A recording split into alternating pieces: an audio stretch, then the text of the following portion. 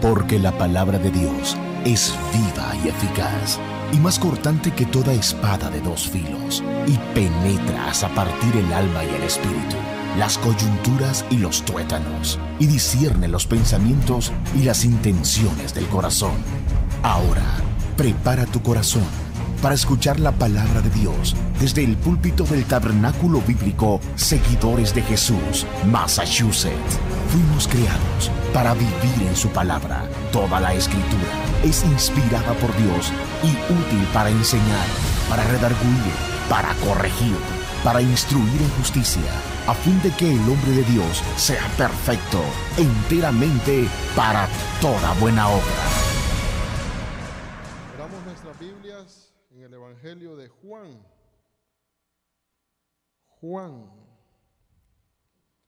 Y busque ahí el capítulo 6. Esta noche vamos a estar aprendiendo de expiación limitada. Expiación limitada. Juan 6, del 37 al 39 vamos a leer. Cuando lo tenga, deme un fuerte amén. Leemos la palabra en el nombre del Padre, del Hijo, el Espíritu Santo. Amén. Todo lo que el Padre me da, vendrá a mí. Y el que a mí viene, no le echo fuera. Porque he descendido del cielo no para hacer mi voluntad, sino la voluntad del que me envió.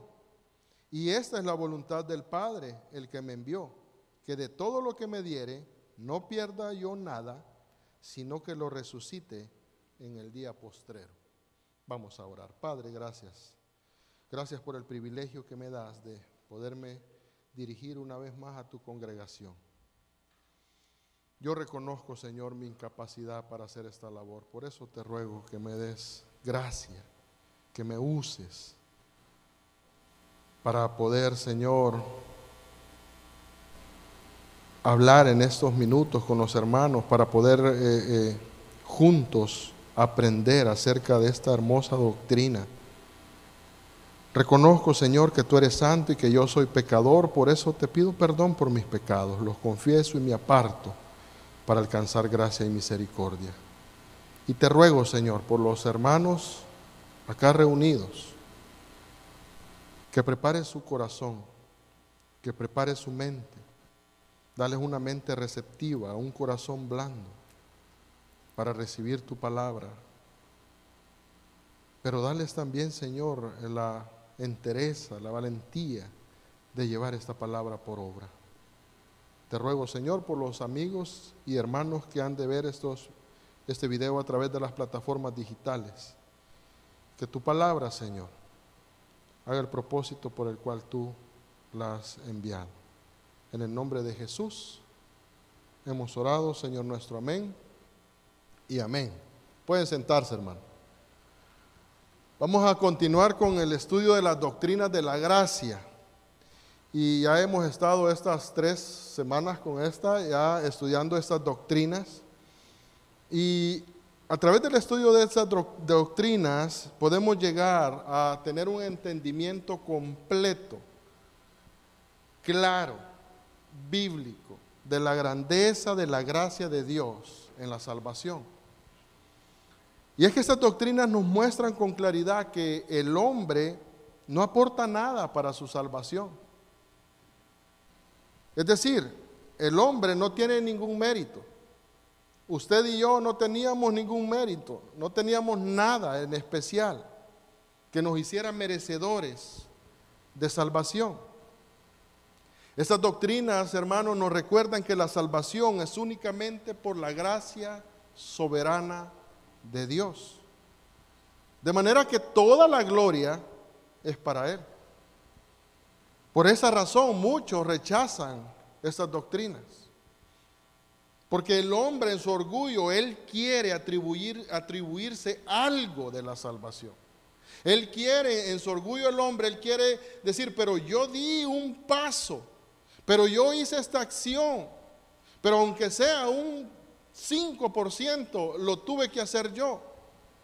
Pero lo cierto es que a través de estas doctrinas aprendemos que el hombre no pone ni siquiera un 1% porque el 100% está en las manos de Dios y lo recibimos únicamente por gracia.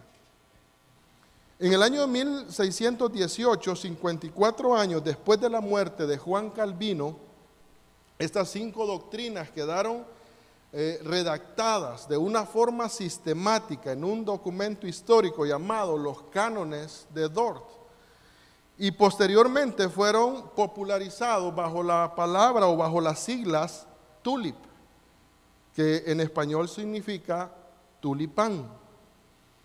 Y estas palabras, el TULIP, estas siglas o frase, tienen un acróstico, que es de donde se van todas las doctrinas, las 5 doctrinas. Obviamente en español ya no suena igual que en inglés.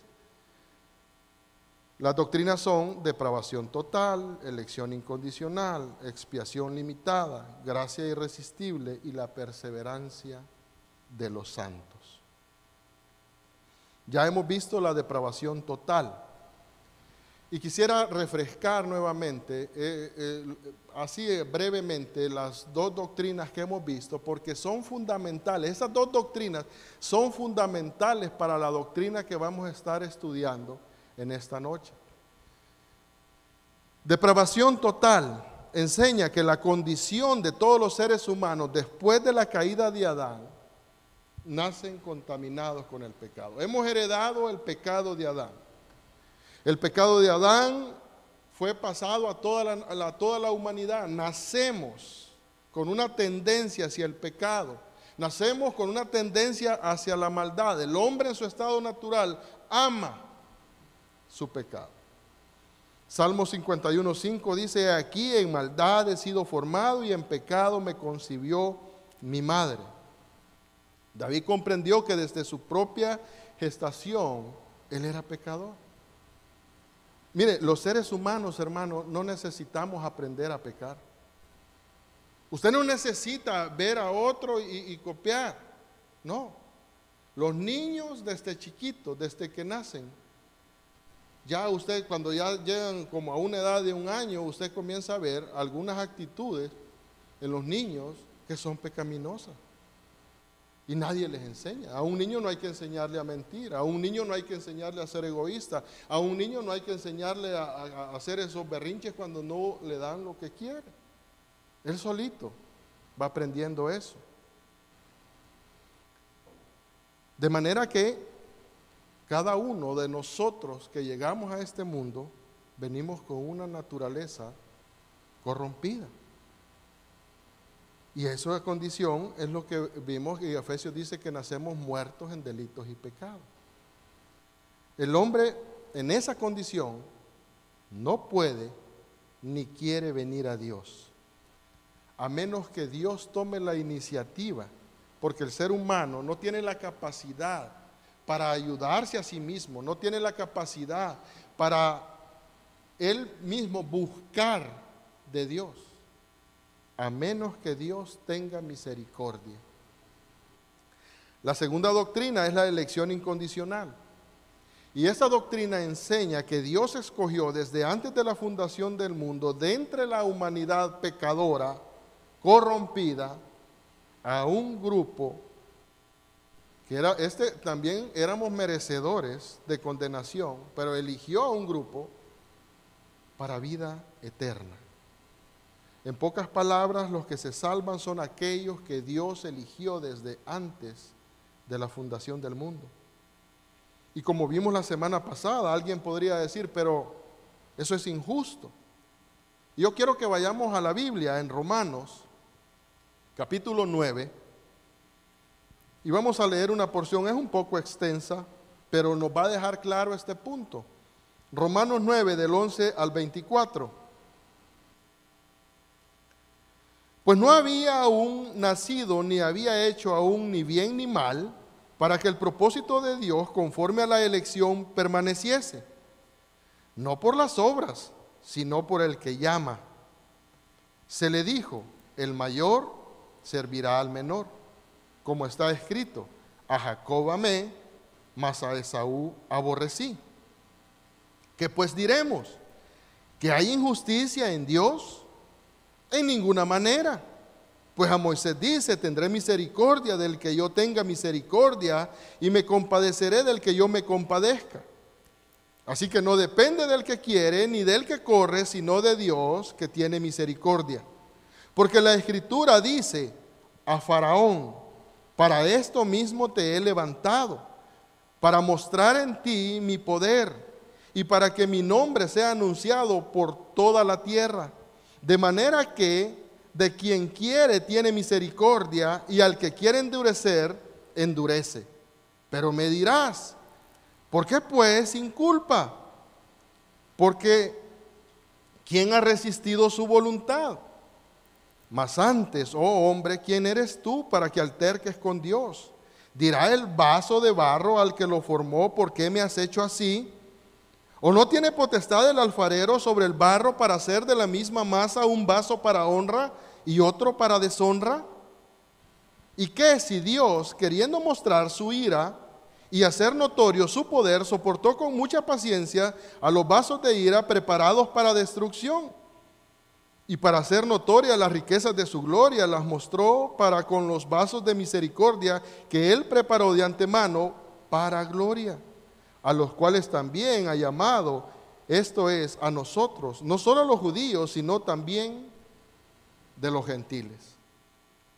Hermano, esta doctrina nos muestra que como el hombre no tiene la capacidad de poder elegir a Dios para salvación, es Dios quien tuvo que tomar la iniciativa y nos eligió desde antes de la fundación del mundo para que fuésemos salvos. Con esto en mente vamos a la expiación limitada, que es la doctrina que vamos a estudiar en esta noche. Esta doctrina no solamente nos muestra que es el tema central de las doctrinas de la gracia, sino que también nos muestra la realidad central del Evangelio. Nos muestra el propósito de la muerte de Cristo en la cruz. El sacrificio de Jesús en la cruz es en el cual nosotros obtuvimos el perdón de nuestros pecados.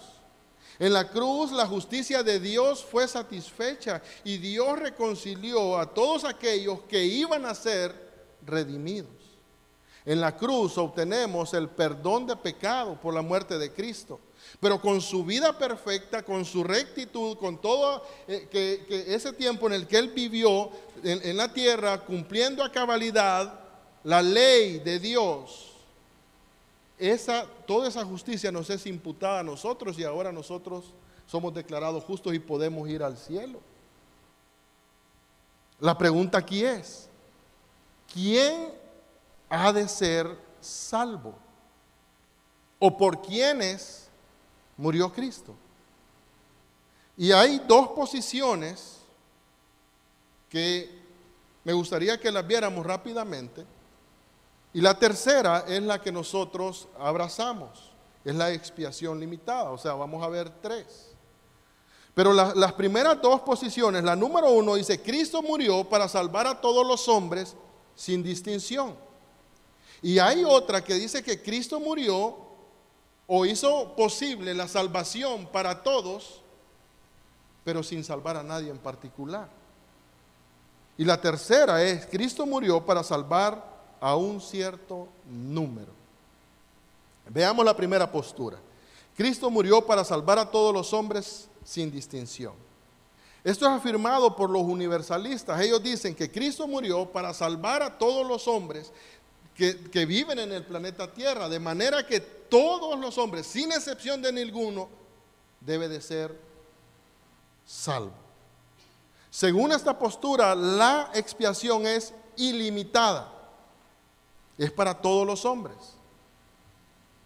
Pero también, para el universalista, no existe el infierno, porque todo mundo va a ir al cielo. El problema con esta postura es que es totalmente antibíblica. Porque si usted va a las Escrituras, Mateo capítulo 10, versículo 28, dice, y no temáis a los que matan el cuerpo, mas el alma no pueden matar. Temed más bien a aquel que puede destruir el alma y el cuerpo en el infierno. El texto nos muestra que hay un infierno y que Dios va a mandar a personas ahí. Marcos capítulo 9, versículo 43.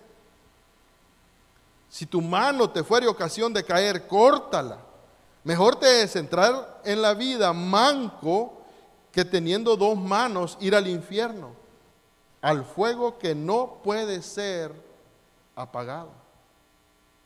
Si nos adelantamos unos versos más al 47, dice, y si tu ojo te fuere ocasión de caer, sácalo.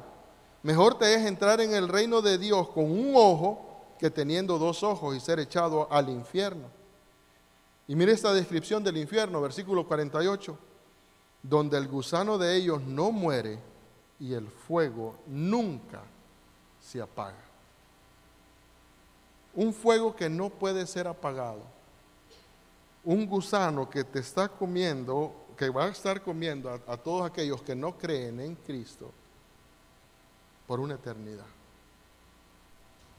Mateo 22:3, entonces el rey dijo a los que servían, atadle de pies y manos y echadle en las tinieblas de afuera, ahí será el lloro y el crujir de dientes. Como puede ver, hermano, la Biblia nos muestra en repetidas ocasiones que hay un infierno y que todo aquel que no cree en Jesucristo, ese es el destino que le espera. De manera que esa primera postura, el universalismo o universalista, no tiene base bíblica.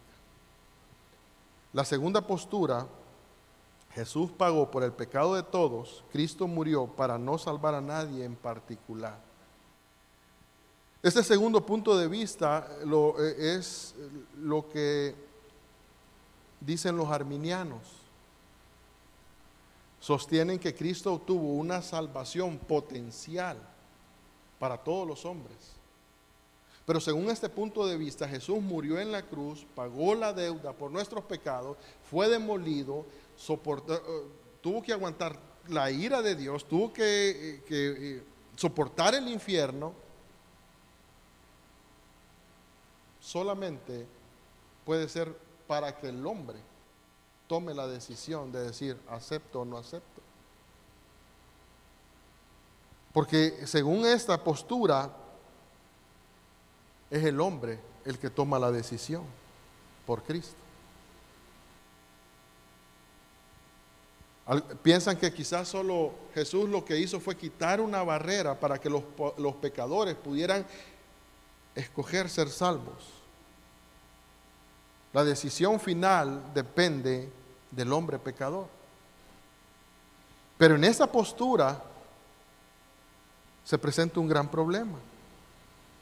Porque como lo hemos visto en las Escrituras, el pecador por sí mismo no puede tomar la decisión por Cristo. ¿Recuerda la depravación total? Todas las personas nacen siendo pecadoras, nacen muertos espiritualmente, nacen en delitos y pecados. Dice Efesios, el hombre está separado de la vida de Dios, su corazón va de continuo al mal, no tiene la capacidad, no tiene el deseo, está la voluntad de Satanás. Tiene el entendimiento entenebrecido. En esa condición es incapaz el hombre de buscar a Dios. Tiene una incapacidad absoluta para decidir por Dios. Entonces la pregunta es, ¿cómo puede un pecador tomar la decisión por Cristo?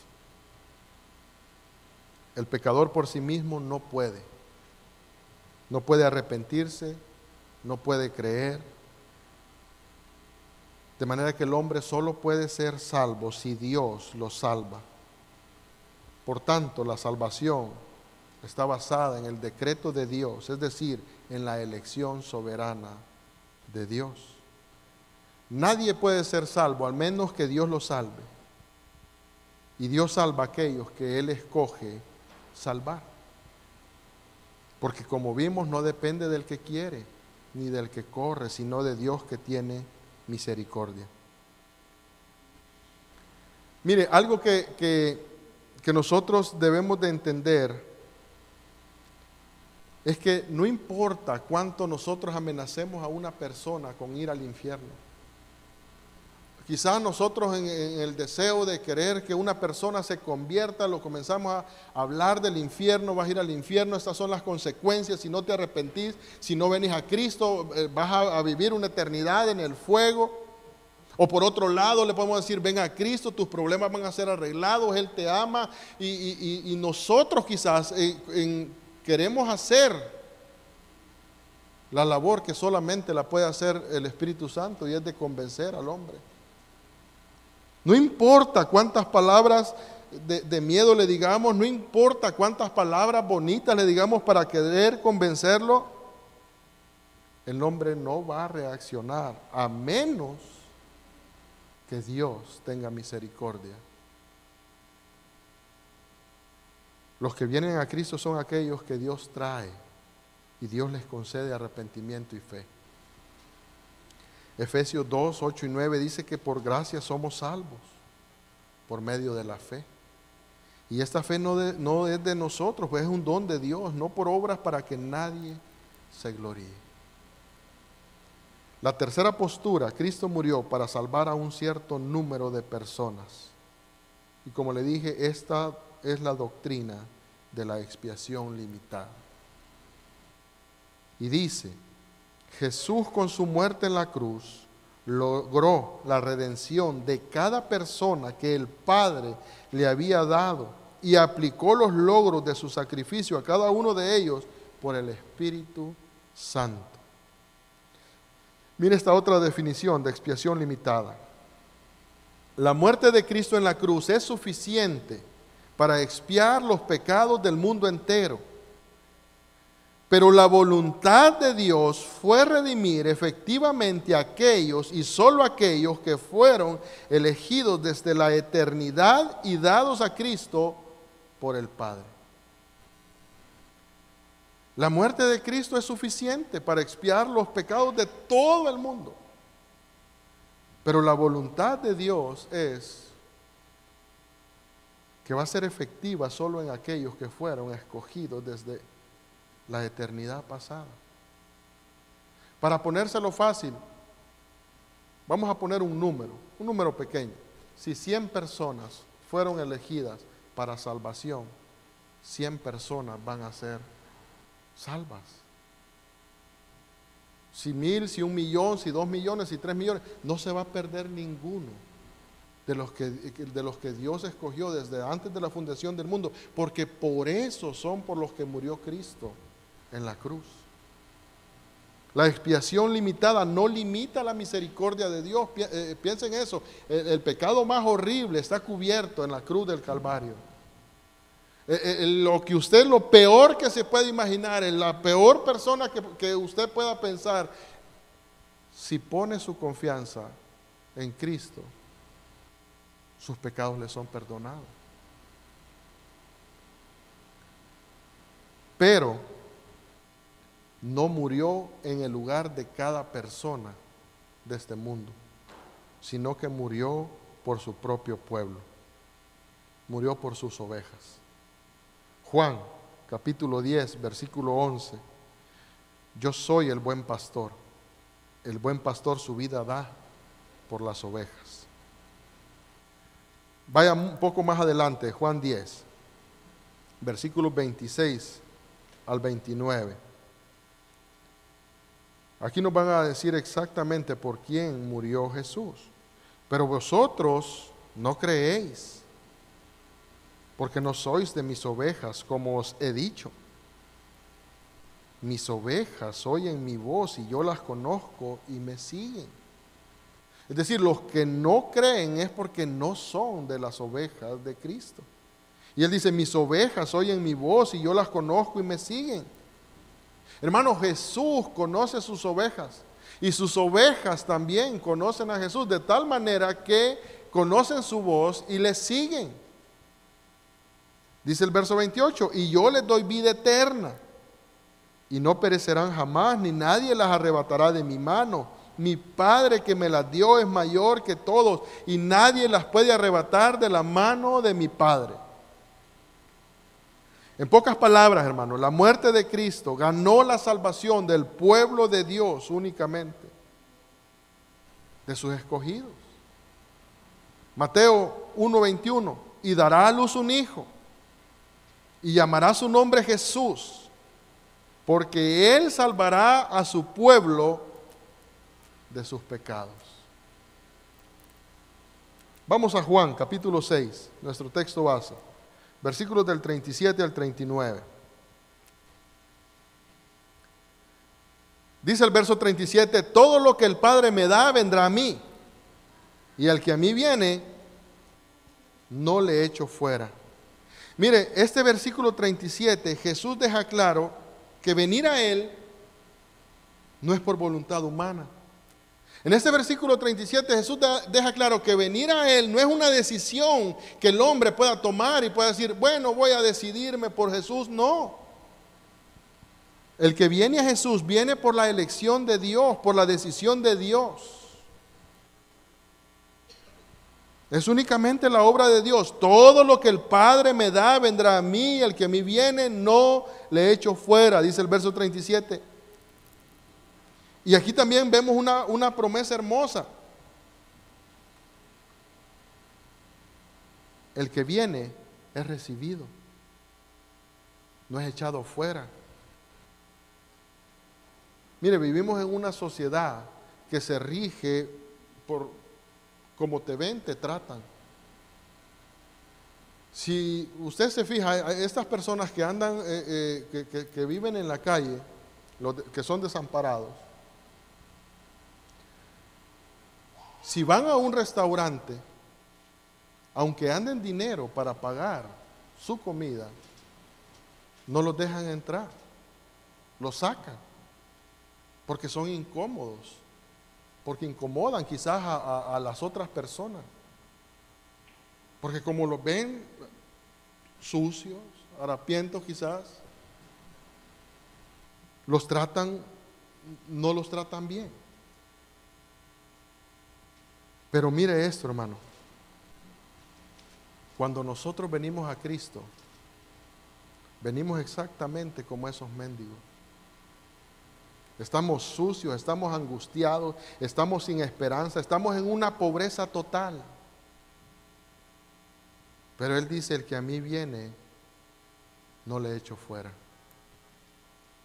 Sin importar su condición, sin importar su pecado, Jesús dice, el que a mí viene, no le echo fuera. En Isaías capítulo 1, versículo 18, vemos que el profeta hablando de parte de Dios dice, venid luego, dice Jehová, y estemos a cuenta. Si vuestros pecados fueren como la grana, como la nieve, serán emblanquecidos. Si fueren rojos como el carmesí, vendrán a ser como blanca lana. Volviendo a Juan 6, dice el verso 38, porque he descendido del cielo, no para hacer mi voluntad, sino la voluntad del que me envió. Y esta es la voluntad del Padre, el que me envió, que de todo lo que me diere no pierda yo nada, sino que lo resucite en el día postrero. Mira, hermano, aquí podemos ver la seguridad del creyente. Todos aquellos que son elegidos vendrán a Jesús y no se perderá ninguno, porque Él los mantendrá salvos. Mire lo que dice el versículo 40. Este nos muestra el maravilloso destino que tienen todos aquellos que vienen a Jesús. Y Él dice, y esta es la voluntad del que me envió, que todo aquel que vea al Hijo y cree en Él, tenga vida eterna, y yo lo resucitaré en el día postrero. De modo, hermano, que Jesús vino al mundo con una misión. Y esa misión era salvar a aquellos que habían sido elegidos desde antes de la fundación del mundo. Y Él tenía poder para hacerlo. Miren lo que dice Juan 17, versículos 1 y 2. Estas cosas habló Jesús y levantando los ojos al cielo dijo, Padre, la hora ha llegado, glorifica a tu Hijo para que también tu Hijo te glorifique a ti. Como le has dado potestad sobre toda carne para que dé vida eterna a todos los que le diste. Pero mire el versículo 9, vaya un poquito más adelante. Mire, en la oración dice, yo ruego por ellos.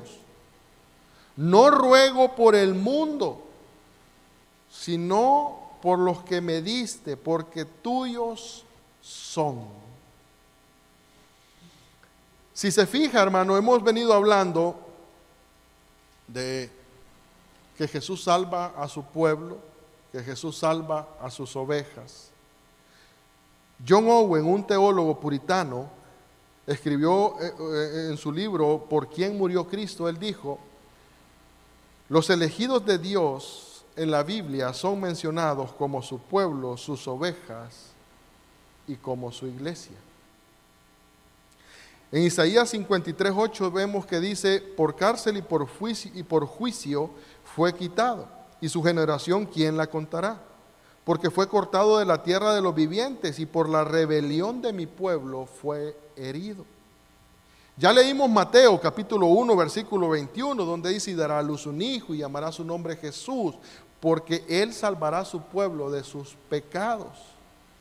Ambos textos limitan la salvación que compra Jesús en la cruz para su pueblo. Ya vimos también cómo Juan habla de Jesús hablando, yo soy el buen pastor da su vida por sus ovejas. También él dice, yo conozco mis ovejas, sus ovejas lo conocen también a él. Efesios capítulo 5, versículo 25 dice, maridos, amad a vuestras mujeres, así como Cristo amó la iglesia y se entregó a sí mismo por ella. De manera, hermano, que tanto su pueblo, las ovejas y la iglesia representan a los elegidos de Dios para salvación. Ahora, alguien podrá decir, pero hay objeciones a esa doctrina. Bueno, sí, hay algunas que, vamos a ver algunas para que usted, por si usted alguna vez lee un texto, no se vaya con ese pensamiento, que haya objeciones. Hay pasajes en las Escrituras que hablan del mundo. De tal manera amó Dios al mundo que ha dado a su Hijo unigénito para que todo aquel que en Él cree no se pierda, mas tenga vida eterna. Creo que es uno de los textos más conocidos. Juan 1:29. El día siguiente vio Juan a Jesús que venía a él y dijo, he aquí el Cordero de Dios que quita el pecado del mundo. Y alguien podría decir, está hablando del mundo entero. Pero si fuera el mundo al que se está refiriendo, ninguno debería de tener pecado, porque Jesús quita el pecado de todo. Pero ya vamos a llegar a lo que significa esa palabra mundo. En primera de Juan, capítulo 2, versículo 2, dice, y Él es la propiciación por nuestros pecados, y no solamente por los nuestros, sino también por los de todo el mundo.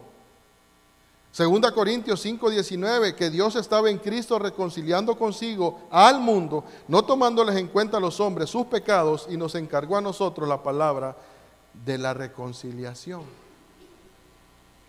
Pero la palabra mundo en estos textos, hermano, no se refiere a toda la humanidad. Porque si se refiriera a cada hombre que vive en el planeta Tierra, todas las personas que habitan en el planeta, primero, su pecado debería haber sido quitado, Jesús sería la propiciación de todos, y todos los hombres serían reconciliados con Dios.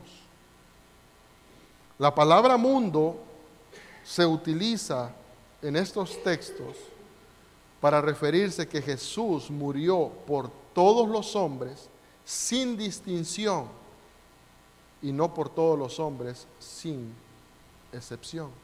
¿Me entiende lo que le quiero decir? Murió por todos los hombres sin distinción, es decir, no había distinción. Hombre, mujer, blanco, negro, chino, todas las razas. Gordo, bajito, alto. Todos. Pero no por todos los hombres sin excepción. Es decir, no murió por cada uno de los hombres que habitan el planeta Tierra. La palabra mundo abarca toda clase de personas y no solamente a los judíos, porque los judíos pensaban que la salvación era únicamente para ellos y que ellos la habían obtenido a través de Abraham y que solo ellos se iban a salvar. De hecho, en el tiempo del ministerio de Jesús había un pensamiento en ese tiempo de los judíos que decía que los gentiles eran el combustible que el infierno necesitaba para que sus llamas no se apagaran. Y Jesús les hace ver que no únicamente era para los judíos, sino también para los gentiles. Y por eso usa la palabra mundo. Pero alguien podrá decir, bueno, que me muestren la Biblia, a ver si otras dicen el mundo. Bueno, vayamos a Hechos, capítulo 19. Miren los versículos del 23 al 27. Le voy a leer desde el 23 para que tenga contexto. Hubo por aquel tiempo un disturbio no pequeño acerca del camino, porque un platero llamado Demetrio, que hacía de plata templecillos de Diana, daba no poca ganancia a los artífices, a los cuales, reunidos con los obreros del mismo oficio, dijo: varones, ¿sabéis de este oficio? Obtenemos nuestra riqueza. Pero veis y oís que este Pablo, no solamente en Éfeso, sino en casi toda Asia, ha apartado a muchas gentes con persuasión, diciendo que no son dioses los que se hacen con las manos. Y aquí viene el texto que yo quiero que veamos, versículo 27. Y no solamente hay peligro de que nuestro negocio venga a desacreditarse, sino también que el templo de la gran diosa Diana sea estimado en nada y que comience a ser destruida la majestad de aquella a quien venera toda Asia y el mundo entero. Obviamente, esta diosa Diana no era conocida en el mundo entero. Es decir, esa palabra se está refiriendo para hacer ver toda clase de personas. Si usted va a Hechos capítulo 24, un poco más adelante, Hechos 24, versículo 5,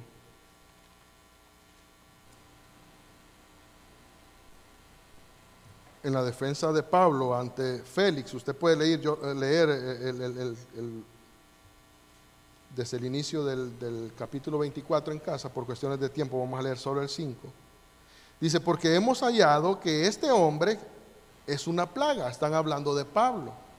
Porque hemos hallado que este hombre es una plaga y promotor de sediciones entre todos los judíos, por todo el mundo, y cabecilla de la secta de los nazarenos. Dice por todo el mundo. Pero obviamente Pablo no era conocido por todo el mundo, porque allá por El Salvador no lo conocían, no por Guatemala. Ni siquiera había ido a Roma cuando sucedió esto, ni siquiera había ido a España. Pero el texto dice por todo el mundo para referirse a personas de toda clase. De manera, hermano, que cuando usted ve esa palabra, el mundo, no se refiere a cada hombre, porque si se fija en la oración de Jesús, Él dice: no te ruego por todo el mundo, sino por los que me diste. Termino con esto, Apocalipsis 5:9. Recuerde que esa palabra hace referencia a todo tipo de personas. Apocalipsis 5:9 dice: y cantaban un nuevo cántico diciendo: digno eres de tomar el libro y de abrir sus sellos, porque tú fuiste inmolado y con tu sangre nos has redimido para Dios de todo linaje y lengua y pueblo y nación. Hermano, podemos terminar esta noche diciendo, Jesús en la cruz pagó la deuda completa, compró la redención a precio de sangre de aquellos que habían sido elegidos para salvación. Esta doctrina de la expiación limitada nos muestra, hermanos, la soberanía de Dios en la salvación. Nos muestra el amor que Dios tiene por su pueblo, por su iglesia. Y por ende, toda la gloria es para Él. Porque la salvación es de principio a fin del Señor. El hombre quiere, el orgullo del hombre lo hace decir, pero algo tuve que haber hecho yo, algo tuvo que haber visto en mí. No vio nada, no hicimos nada, únicamente por su gracia. Vamos a orar. Padre, gracias te damos en esta noche. Gracias por escuchar este mensaje. Esperamos que haya sido de edificación para su vida. Si usted no conoce de Jesús y en este día está arrepentido de sus pecados, ore de esta manera. Señor Jesús, en este momento me arrepiento de mis pecados. Reconozco que tú eres mi único y suficiente Salvador personal. Creo que eres Dios, que moriste en la cruz por mis pecados y que resucitaste al tercer día. Me arrepiento y me confieso pecador. Señor, perdóname y acéptame como tu Hijo. Doy gracias al Padre por enviar a su Hijo a morir en la cruz por mi lugar. Gracias, Jesús, por aceptar mi vida. En Cristo Jesús, Señor y Dios nuestro. Amén.